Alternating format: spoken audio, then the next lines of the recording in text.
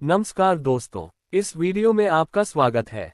क्या रात का समय केवल नींद का नहीं होता, वो समय होता है आत्मा के सबसे गहरे द्वार खुलने का। जब दुनिया सोती है तब कुछ पुरानी परछाइयां जागती हैं और कुछ परंपराएं, जिन्हें हम अंधविश्वास कहकर टाल देते हैं, असल में हमारी रक्षा की मजबूत दीवारें होती हैं। लेकिन जब कोई दीवार गिरती है तो जो भीतर आता है उसे रोकना आसान नहीं होता। ऐसी ही एक कहानी दबी थी हिमालय की वादियों में, एक छोटे से गांव में, जहां नियमों को हवा में उड़ाना आसान था, पर नतीजे बहुत भारी थे। ये कहानी है एक जिज्ञासु बालक अर्जुन की, और एक ऐसे नियम की जिसे उसने मजाक समझा, रात को नाखून मत काटो। पर उसे क्या पता था कि एक रात की लापरवाही उसे ले जाएगी समय के उस गलियारे में, जहां नाखून से ज्यादा नुकीली होती है परछाइयों की सच्चाई। बहुत समय पहले हिमालय की तलहटी में बसा था एक गांव शिवपुर। ये गांव प्रकृति की गोद में छुपा हुआ था, जहां लोग नियमों और परंपराओं का पालन ईश्वर की भक्ति के जैसे करते थे। उस गांव में एक बालक था अर्जुन। नटखट था, लेकिन सवाल करने वाला, सोचने वाला। उसके बाबा वेदाचार्य एक वृद्ध साधु थे, जिन्होंने जीवन का हर रंग देखा था, लेकिन अब वे चुपचाप गुफा में साधना किया करते। एक रात थी, अमावस्या की। चारों ओर अंधेरा था, चंद्रमा भी कहीं छुपा बैठा था। अर्जुन अपनी छोटी सी छुरी लेकर बैठा था और वो अपने नाखूनों को काट रहा था। तभी उसकी छोटी बहन अन्वी चुपके से आई और बोली, भैया, ये क्या कर रहे हो? बाबा ने कहा था ना, रात को नाखून नहीं काटते। अर्जुन हंसा, अरे पगली, वो तो पुरानी बातें हैं। अब तो हम पढ़े लिखे हैं। ये तो बस डराने के तरीके हैं। पर तभी हवा सन्नाटा चीरती हुई एक झोंके में चली और पास ही का दिया बुझ गया। अचानक अर्जुन को ऐसा लगा जैसे कोई छाया उसके पीछे से गुजरी। उसने पलटकर देखा, कोई नहीं था। वो चुपचाप सोने चला गया, पर रात को उसे अजीब अजीब सपने आने लगे। उसने देखा, वो एक अंधेरी गुफा में है। वहां एक वृद्ध, लंबे जटाजूट वाले ऋषि खड़े हैं। उनकी आंखें जल रही थीं, पर क्रोध नहीं, चेतावनी से भरी हुई थी। हे बालक, वो बोले, तूने वो किया जो मना किया गया था। नाखून, बाल, ये केवल शरीर के अंग नहीं, ये तुम्हारी जीवन ऊर्जा के वाहक हैं। रात के समय जब रात्रि देवी जागृत होती हैं, तब हर कटाव, हर त्याग नकारात्मकता को बुलावा देता है। अर्जुन डर गया, कौन है आप? मैं कालाचार्य हूँ, आवाज गूंजी, मैं रात्रि के नियमों का रक्षक हूँ। तेरे जैसे कई बालकों ने सोचा कि ये सब अंधविश्वास है, पर उन्होंने अनजाने में दरवाजा खोल दिया, एक ऐसे लोक का जहां से अशुद्धियां प्रवेश करती हैं। फिर ऋषि ने उसे एक झलक दिखाई, एक पुराना नगर, अयंतिका, जो रात को नाखून काटने की एक गलती से पूरे का पूरा नष्ट हो गया था।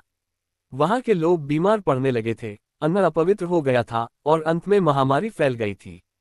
पर ये कैसे हो सकता है? अर्जुन कांपते हुए बोला, हर वस्तु की अपनी ऊर्जा होती है, ऋषि ने कहा। नाखून और बाल जब कटते हैं तो वे मृत ऊर्जा बनते हैं। दिन में सूर्यदेव की उपस्थिति में वो ऊर्जा भूमि में समाहित हो जाती है। पर रात को, रात्रि की नमी और चंद्र की अनुपस्थिति में, वो अपवित्रता फैलाती है। अर्जुन की आंखें खुल गईं, पसीने पसीने हो गया था। वह भागता हुआ बाबा की गुफा में पहुंचा। वेदाचार्य शांत बैठे थे, जैसे सब जानते हो। डर गया ना? उन्होंने मुस्कुराते हुए पूछा, बाबा, आपने पहले क्यों नहीं बताया कि इसके पीछे इतना बड़ा रहस्य है? अर्जुन हौंफता हुआ बोला, बाबा बोले, मैंने बताने की कोशिश की थी बेटा, पर तुम सुनने को तैयार नहीं थे। धर्म केवल परंपरा नहीं, अनुभवों की आग से तपकर बनी सीख है। ये नियम डराने के लिए नहीं बनाए गए, बल्कि तुम्हारी रक्षा के लिए हैं। उस दिन के बाद अर्जुन बदल गया। अब वो हर नियम को सवाल से नहीं, समझदारी से देखने लगा।